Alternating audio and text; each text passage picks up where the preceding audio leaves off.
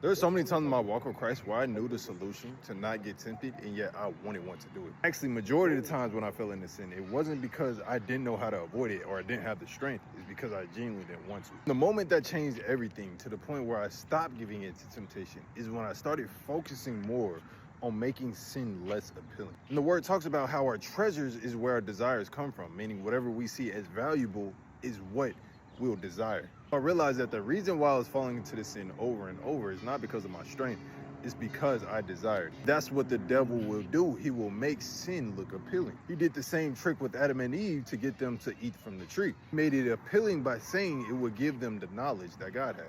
And so what I started doing is not just telling myself that I shouldn't be falling into lust, but constantly convincing myself that sin isn't appealing. Because the main reason why I continued to give in to lust is because I really didn't know why I should cut it off. Like, I didn't feel any different after giving in. I didn't see how it was damaging my mind at all. The only reason I really wanted to stop is because it says so in the word, and I felt guilty after doing it. But what makes sin less appealing is when you find something more satisfying.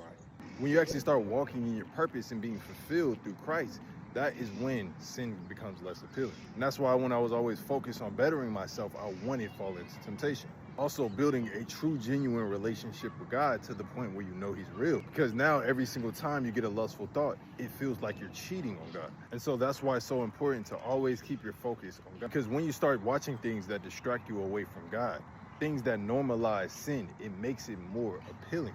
But when you're constantly feeding yourself with the word and things that sharpen you, that is when sin won't look as appealing. And so make sure that you're guarding your heart so that you don't start getting that desire to give in to temptation. Because the devil will deceive you if you get caught lacking, because he's always prowling around like a roaring lion. And if you want full self-control over your body, make sure you leave a follow. So y'all stay blessed. There are so many times in my walk with Christ where I knew the solution to